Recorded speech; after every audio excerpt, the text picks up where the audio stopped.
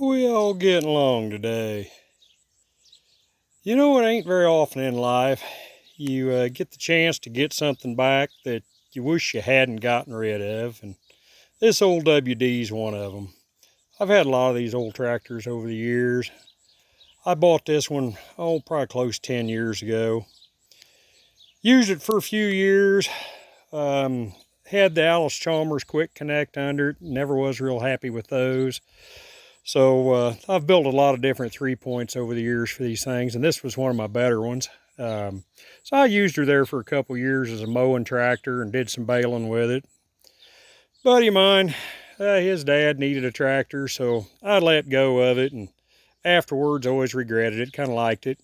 But he was a good guy. He gave me a chance to get her back, so got her back, getting to play with it here a little bit, fixing a few oddball things. You can see this one's got the larger tires on it. I think they took them off a combine. They're 18.426s, but gives her a little bigger footprint, and it gets along a little better in soft ground. I'm gonna do a little walk around here. She's got the Delco alternator on her, got her covered up, keep the rain off of it. Back here at the hitch, you know, they make some aftermarket hitches for these things. But, and actually the Allis Chalmers had one too that went into the Quick Connect. But doing so, you took away your drawbar. So I wanted to develop one that you could still use your drawbar.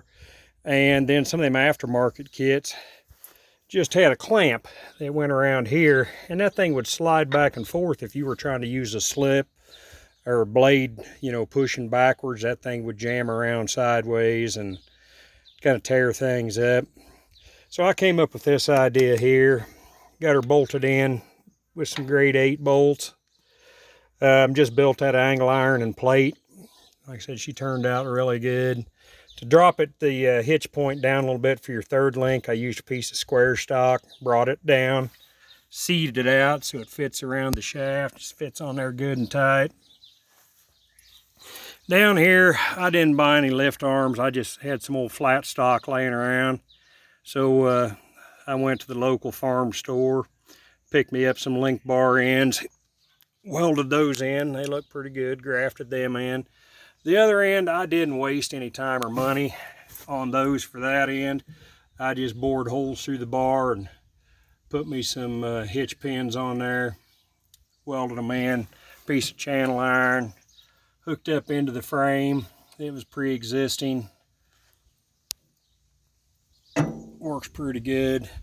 Took the drawbar that was on it, had to stick it in the press and bend it down a little bit to get her to match up.